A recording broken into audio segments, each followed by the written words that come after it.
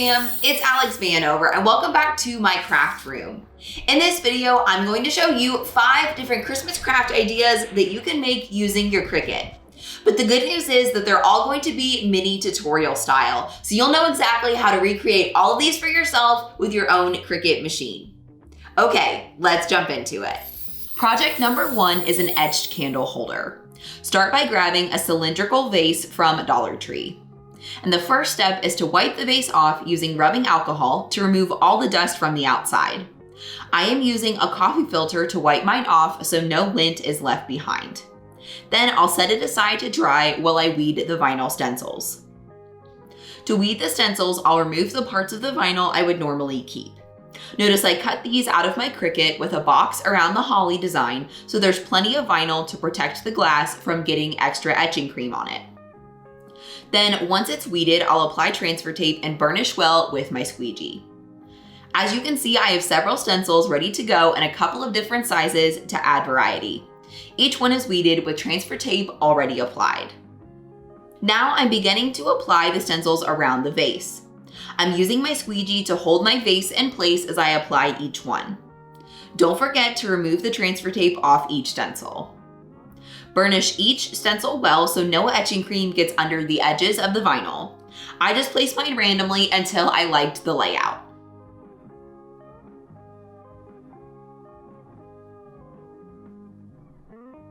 Next, I'll move on to the etching step. So it's time to put on a pair of nitrile gloves to protect your hands. Then I changed my mind and added one more holly stencil. Next, I'll get enough etching cream out of the jar to use for this project. I emptied the cream into a medicine cup so I didn't have to stick the popsicle stick too far down into the bottle. Then I painted the etching cream over each stencil using that popsicle stick. You want to use a fair amount of etching cream, but not so much that it will run while the etching cream is working. Be careful not to touch the glass too much in case you have extra etching cream on your hands, or you can accidentally etch the glass. But the good news is if you do get a little bit of etching cream on your glass, use a baby wipe to wipe it off before it has a chance to actually work, and it will come off just fine.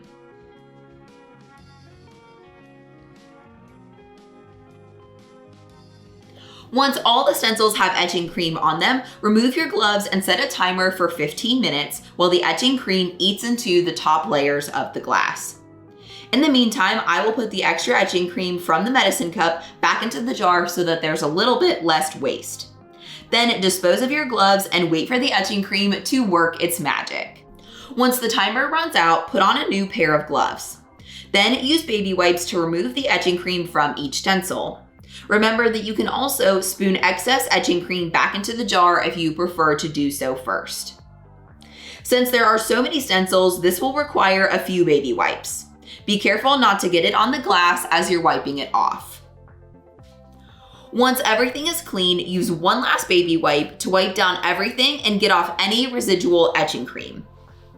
Next, you can use a weeding tool to remove the vinyl stencils from the glass. Since you used a baby wipe, the glass may look a little bit cloudy, and that's okay. Once it's washed correctly, that will go away.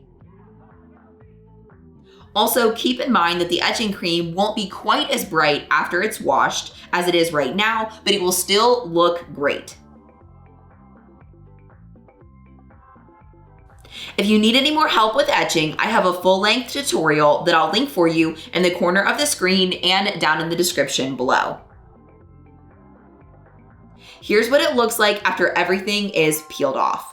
I'm going to wash this off in the sink and I'll show you what it looks like finished with a candle in it.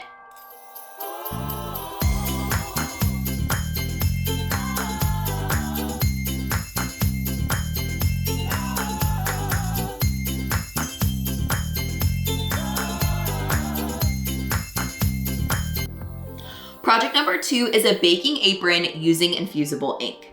Begin by preheating your Cricut Easy Press to 400 degrees for 60 seconds. Then cut and weed your infusible ink for the design. Don't forget to mirror your infusible ink as you cut it. If you're working with multiple colors like I am, then you have to put the 2 colors together on the same transfer sheet so you can press it all at once. So I'm lining up the words on the brown sheet because there's a cutout that makes it much easier to line up the words correctly. Then flip it around to look at it from the front side and double check the design. Good thing I checked because I had forgotten the dot over an I on my other carrier sheet. Once your infusible ink is ready, grab your apron. Remember that you have to have an apron or blank that is mostly polyester in order to be compatible with infusible ink. To prepare the apron, start by lint rolling the area that you are going to place the design. Then preheat the area to remove wrinkles and heat it up. Make sure your Cricut Easy Press mat is underneath your blank. Next, line up your design on your apron. Mine was fairly large, so I used heat-resistant tape to hold it down. Then double check your placement on the apron. And once you're happy with the placement, add butcher paper over the top of the design and press using your Easy Press. Since I had a design larger than my 9 by 9 inch Easy Press, I had to press in 2 sections. I ended up messing it up a little bit on the second press when I moved it. So looking back, I probably should have just made my design 9 inches by 9 inches too, but you can see that it worked out in the end. I just let my design cool a little bit before pressing the second side of the design. I got nervous when I thought the whole design wasn't being covered with the Easy Press, and when I moved it, that's where I messed up. So don't move your Easy Press during the countdown if you can help it. Once the countdown is finished, remove your Easy Press and allow the butcher paper and carrier sheet to cool for a moment before you pull it off. Then there you have it. You can see the tiny seam I created when I moved my Easy Press, but regardless, this project was still super fun and easy to do.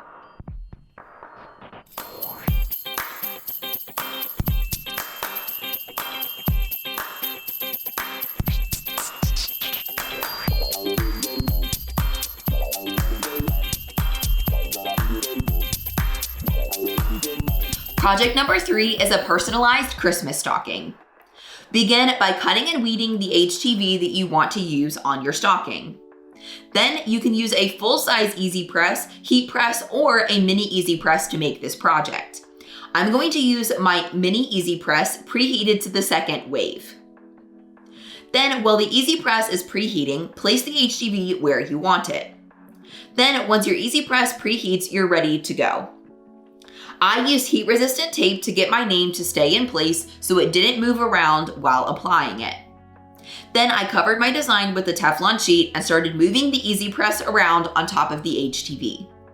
You don't need to worry about getting the time perfect since these will never be washed. So just check it as you go, and if you're not sure that the HTV is well stuck, just lift up the Teflon sheet and see if it stays on the stocking. Since the red HTV is Caesar metal HTV, it is a cold peel. So I'll move down and work on the reindeer while the HTV is cooling at the top. I followed the same process with the silver HTV as I did at the top with my name. I wanted the reindeer to be a subtle part of the design, and that's why I used a color that was close to the stocking. Glitter HTV applies so easily with the mini Easy Press. I love using it.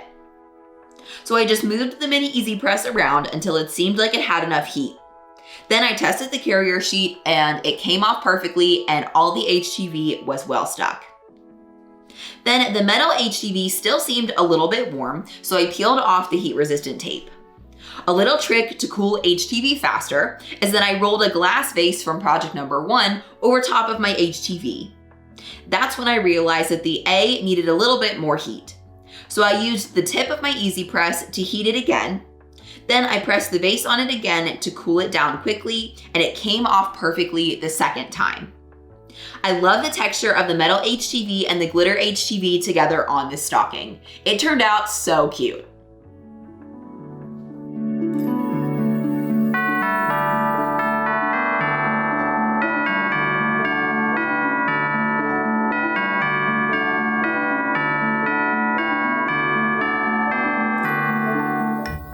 Christmas craft project number 4 is a gift card holder made out of cardstock.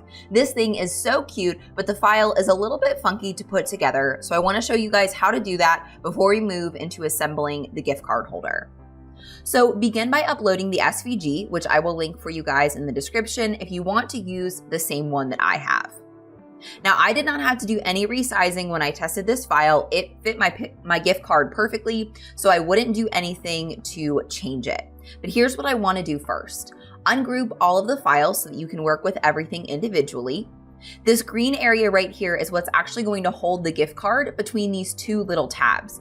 So these little lines need to stay as cut lines like you can see over in the layers panel, but you do need to click on both of them and select attach so that the lines will cut in the correct spot. Then moving on down to the body of the gift card holder, these lines need to be turned into score lines instead of cut lines the way that they are right now. So first we're going to ungroup them, and then we'll click on them to highlight the score lines. Once it's highlighted in the layers panel, you'll go under operation and change it to score.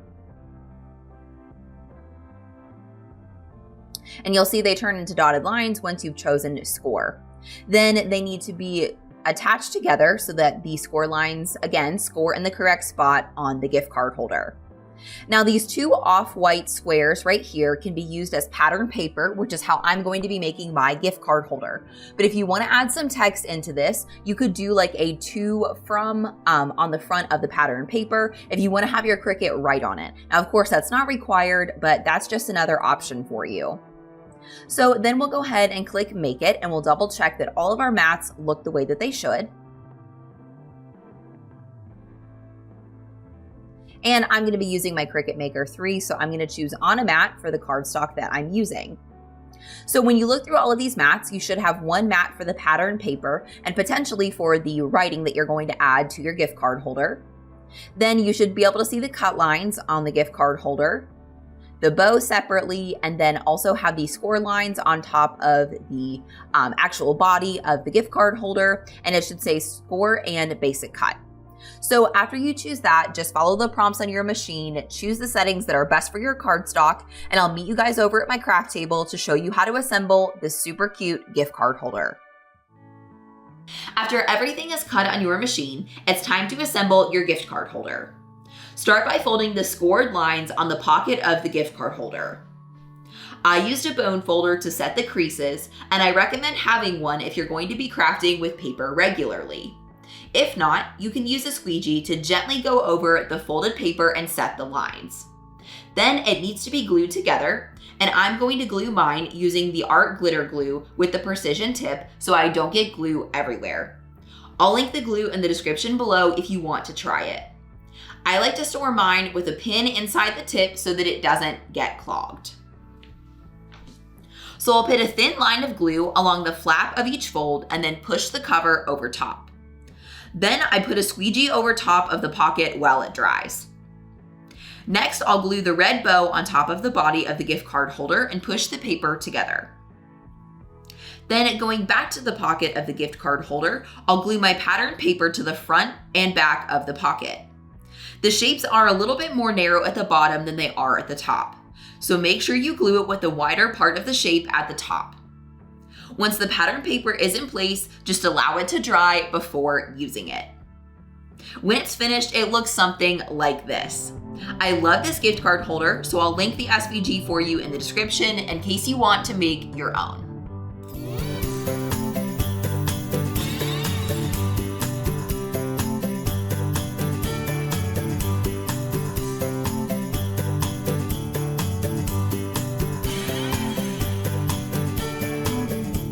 Project number 5 is a Christmas tapestry sign. I got my tapestry blank from Hobby Lobby, so here's the tag if you want to grab it next time you go. So since I'm using HTV, I need to preheat my Cricut Easy Press. I am using Caesar Electric HTV and StarCraft Softflex, so I split the difference between the application temperatures and set my Easy Press to 300 degrees for 15 seconds. You'll see that I decided to switch to my mini Easy Press for most of the layers anyway. Then you need to cut and weed your heat transfer vinyl. I use StarCraft Softflex in the color charcoal and Caesar Electric in green and cranberry, which is my favorite, for the rest of the sign. So while I'm waiting for the Easy Press to preheat, I'll set up the first layer. Since the stripes are so close to the top and bottom of the tapestry, I cut the carrier sheet to move them toward the center so I can apply them more easily. Once it's set in place, I'll add my Teflon sheet over top and press it just long enough to tack the HTV since it will get multiple presses. This project turned out to be more tricky than I expected because of the stripes being so close to the top and bottom of the tapestry. I brought in my mini easy press for the project at this point so I could tack the stripes down at the top and the bottom of the tapestry more easily. I used the pointed end to make sure that I could tack the stripes down well since it was so close to the edges of the sign.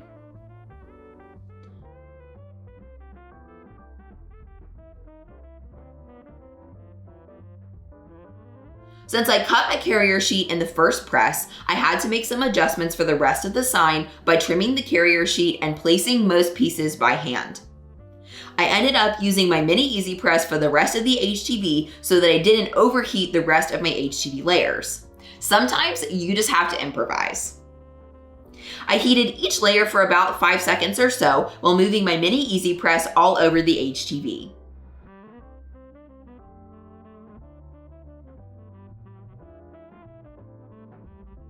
And I reheated any areas of the layers that didn't come off the carrier sheet easily. Each time I got closer to the other HTV layers, I laid a heat transfer mask back over the surrounding layers so I didn't accidentally move or mess up my original HTV layers. Technically, you don't have to use a Teflon sheet with the Cricut Mini Easy Press, so toward the end, you'll see me ditch it when I didn't feel like I needed it anymore. Once all the HTV is applied, you have a super cute rustic piece of Christmas decor.